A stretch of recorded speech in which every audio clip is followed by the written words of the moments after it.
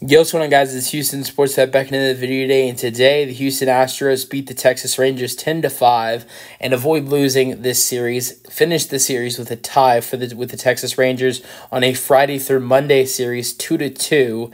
After the Astros started off this series very rough, the first two games, I've tried to put the first game behind me to the point where, for a minute, I was actually questioning what the score was, but the final score was 10-2. We saw Jake Myers hit a 2-run shot. Astros lost 10-2.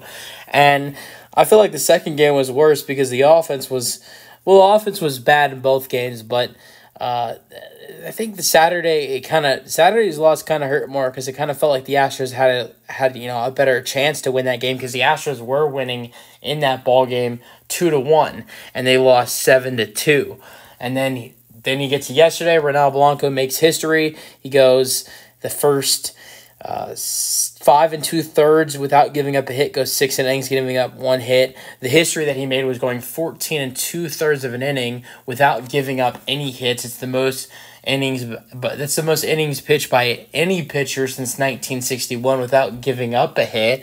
And Ronald Blanco was fantastic. Jordan Alvarez helped to get the Astros a 3-1 win. Honestly, although how amazing Ronald Blanco was, even if it's without the big man Jordan Alvarez, the Astros get shut out 1-0 yesterday, and he hits a big shot. The Astros win 3-1. Now let's get to today. I want to get all the bad and negativity stuff out of the way immediately, and then we're going to talk about how good things were for the Astros and the team today on a 10-5 win. So I want to start off with starting pitcher. I'm gonna start off with starting pitcher Blair Henley. Complete garbage. I mean, I didn't know before this outing that he is a guy who's been absolutely terrible in the minor leagues. He can barely throw a strike. I mean, he threw 39 pitches, 18 of them were strikes. He started off his first, I believe, 8 pitches with balls. He only recorded 1 out. He could barely get an out in this ball game. He gave up 4 hits, 5 earned runs, 3 walks, 0 strikeouts. He was terrible. And the thing is he hasn't been good in the minor leagues either. So I think when you look at it, I mean, how can you expect a guy who's been bad in the minor leagues or hasn't been great in the minor leagues and has had trouble throwing strikes and has had trouble with giving up walks and hits, how do you expect him to be successful in the major leagues? I think with the way the Astros started off this game with a great start, if you look at it offensively, 2 runs in the first, the Astros, I mean, that's one of the better starts off to the game in the first inning so far this season. And, great start off to the game, and here comes the bottom of the first, and here's this guy, Blair Henley, who was absolutely garbage. I mean, gave up 5 runs, and he just took the amazing start that the Astros had, all of the excitement and all of the positivity into the game so far, and he killed it. He absolutely killed it. But I got to say, thank God to Jordan Alvarez and the rest of this offense were able to bring this team and this game back to life and win this game for the Astros. And one more thing I want to go over that's really bad is Jose Abreu. He has been horrendous. He went 0 for 3 today. Somehow scored 2 runs because he did reach base twice today. He was hit by a pitch in the 4th, and he grounded into the fielder's choice in the 5th. That's how he scored 2 runs in this ball game, but he still has been horrendous. Went 0 for 3 today, somehow again scored 2 runs. His batting average has been 67 all year. And keep in mind, I'm saying 0.67. And this is not a guy that the Astros signed to a 3-year, $58 million deal.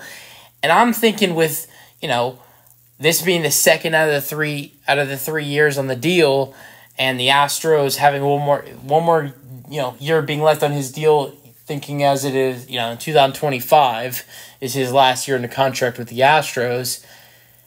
I think if he keeps it up, he could get released or DFA'd, and it wouldn't surprise me. Like, I know we have a guy like Alex Bregman who got off to a terrible start. He has been horrendous throughout the season, and today we finally got to see the Alex Bregman we've been waiting for. 3 for 5 day for Bregman, and his batting average went up from like 174 to 225.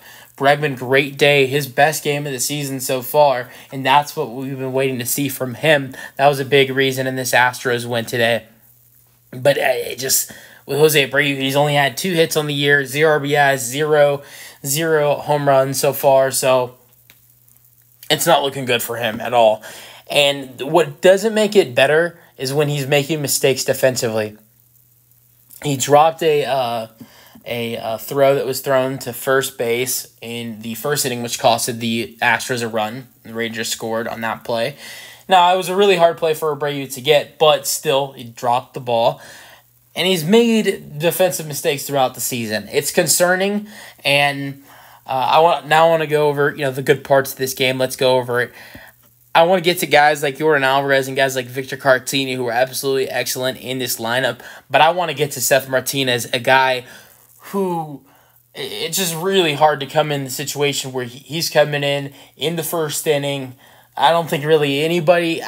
I think maybe the Astros thought Henley would struggle, but I don't think they thought he wouldn't be able to go 1 inning, that he would only be able to get 1 out. So Seth Martinez comes into a spot where he's pitching in the first inning, and it becomes a long outing for him where he gives it, where he goes almost 4 innings. He goes 3 2/3. He gets the win for the Astros. He's 1-0 in the season now. He only gives up 1 hit in those almost 4 innings. Doesn't give up a single run. Has 2 strikeouts. Gives up 0 walks as well. Also, when he comes in, Henley leaves the bases loaded with 1 out, and Seth Martinez gets the Astros out of it. Well, the Astros, Jeremy Pena was a big part of that, with helping the Astros get a double play. But Seth Martinez gets them out of the jam, and then he goes another 3 innings of excellent. He has not given up a single run this season in over 10 innings of work, and Seth Martinez has been excellent to start off the season. I think that's been one of the really good things of this Astros bullpen so far. Martinez has been great. Loss goes to Andrew Heaney, though. He's 0-2. He pitched 3 2/3 just like Seth Martinez. 4 hits, given up 6 earned runs, 2 strikeouts, and 3 walks. But I think, going back to Seth, I think it's been great for the Astros bullpen to have a guy like Seth who's been excellent, especially when there's been guys who have struggled so far for this Astros bullpen. But the Astros bullpen was, they were fine today. This was a bullpen day for, the bullpen, because you had to have a bounce back after Blair Henley just completely ruined the game in the first inning. And the bullpen was excellent. They didn't give up a single run. They were great. And, so 11 hits for the Astros, 8 for the Rangers. Now, the Astros haven't had a win this season where they didn't give up more than 2 hits. The Astros' 3 wins this season prior to this game, they'd given up 0 hits in the first win. It was a no-hitter. Second win, they only gave up 1 hit to the Blue Jays. And then yesterday against the Rangers, they only gave up 2 hits. Now, Blair Henley gave up 4 out of the 8, so the Astros bullpen only gave up 4 hits. 0 errors in this ball game, though. Let's go to the scoring summary. Alex Bregman finally gets it going in the first inning. When he hits a single to center, Alvarez scored and Tucker to second. It's 1-0. Then the first inning, Jeremy Pena grounds into a fielder's choice to score an RBI. It's 2-0. Then that first inning was horrendous. Wyatt Langford, love this prospect, even though he's on the Rangers. I hate the Rangers. This is a good baseball player right here, and He does remind me a little bit like Alex Bregman. You've heard some comparisons to Alex Bregman, so there's been some other comparisons as well. But Alex has been one of those comparisons. For a Rangers player, it's hard to like a Rangers player, but I think he has a really good future in this league. Just wish it was on a different team, so it'd be easier to like him. But Wyatt Langford hits an RBI single. Simeon scored. It's 2-1. Then an RBI walk for Evan Carter. It's 2-2. Another guy on this Rangers team. As much as I hate the Rangers team, I listened to his interview last night on ESPN. He sounds like a cool dude. I mean, but so it's just some of these guys just feel bad. Some of these young guys like Evan Carter and Wyatt Langford feel bad that they have to play for the Rangers, although this is a team who just won the World Series. Then the first inning, Josh Smith is hit by pitch by Blair Henley. And at that point, I'm wondering, when it's 3-2, I'm thinking this guy has not been able to get a single out, because I think when it was 3-2, he did not have an out yet. I'm thinking in my head, why are we not taking him out of the ball game? And you just want him to get that first out in the majors and potentially risk him giving up another 10 runs. I mean, it was that bad. He was pitching that bad, and I thought at that point, once you hit Smith by pitch, Langford scored. You should have took Henley out, called it a ball game for him, but you kept it going with him, and it became worse. Thank God this offense bounced back, because then here comes Jared Walsh. He hits an RBI single. Carter scored. Garcia scored. It's 2-5. So I really think the breaking point for getting Henley the hell out of the ball game should have been once you hit Josh Smith by pitch. But then, look, what will we do without Yordan Alvarez? Because he's the one that brought us back in the ball game, and then guys like Kyle Tucker and Victor Caratini were able to help the Astros bridge away to get this win. Yordan Alvarez brought the Astros back into the ball game. The second inning, he hits a home run to right, 431 feet. Caratini scores. It's 4-5. And then in the fourth inning, Yordan Alvarez, not only does he bring it to a one-run game, but he ties the ball game up with an RBI double in the fourth. Abreu scored. Altuve to third. It's 5-5. Then the fourth, Kyle Tucker brings the Astros the lead back. It's a single to center, 2 RBIs for Tuck. Altuve and Alvarez scores at 7-5. And this is a guy I want to talk about here, Victor Caratini, his first Astros home run. He hit 7 home runs left-handed last year. He hits his first with the Astros in the fifth. A home run to right center, 395 feet. Jose Abreu and Dubon score. It's 10-5. With how horrendous Abreu has been, we need to play Caratini more. Look, I'm not saying play Yanner Diaz less. He took the day off. This was his first game of the season for Yanner Diaz that he was not a part of. We've seen Yanner Diaz play DH once. He's taken a day off from catching, but this was his first day off from the team. And now today we saw Altuve take a day off from the field playing DH, and Dubon went and played the field today playing second base. But Caratini needs to play more. You can move it around if you want to. Caratini can play first base, and Jose Abreu, he can sit on the bench. You can release him. I don't care what the hell you do with him. And then you also have a guy like Yanner Diaz, who we love seeing him at catcher, but Yanner Diaz is a guy who last year, when the Astros didn't want to put Martin Maldonado on the bench, sometimes would put Yanner Diaz at first base when Jose Abreu would struggle last season. So Yanner Diaz has experience playing first base in the 2022 and 2023 seasons, so you can put him there. You can put Caratini there. Caratini is a guy who's done well in the Astros lineup when playing the season, pinch hit appearances and a couple starts he's had. He's had 3 starts, but he hits a 3-run shot, 395 feet. It's 10-5. He's batting .364 this season. He went 2 for 4 today. He had a single to right in the second. He had a 3-run shot. Caratini is a guy who needs to be in the lineup more, and especially with Abreu struggling. You can put him at first, you can put him at catcher, and put Yanner Diaz at first. You can do whatever you want with him, because you have 2 catchers who can both play first base, and here you have a first baseman who is little garbage. So Caratini needs to be in the lineup more, and you saw that today with his 3-run shot. All right, let's go to the Astros. Individual hitters today. Jose Altuve went 0 for 4. Off day for Altuve, but he was great in this series, and this was his first game of the season where he does not get a hit. That is crazy to think about. Altuve was on a 10-game hitting streak before this matchup. He does reach base, though, so his on-base streak continues, getting a walk in the fourth, but he struck out twice, and he flied out twice in this ballgame. Yordan Alvarez was excellent player of the day for the Astros. He went 3 for 5, 3 RBIs, 2-run home run, and an RBI double. He brought the Astros back in this game. He scored 3 runs, 1 home run, 3 RBIs. He's batting .295 on the year. What a bounce back. Just like last week, Yordan was batting, I believe, like 119 or something like that. Now he's right back up to near like 300. Jake Myers made a Jake Myers came in the game for Jordan Alvarez at some point in the game, late in the game, but didn't have an at-bat. Kyle Tucker went 1 for 4 today. He had a first-inning walk. He had a single to center in the fourth. Altuve scored, and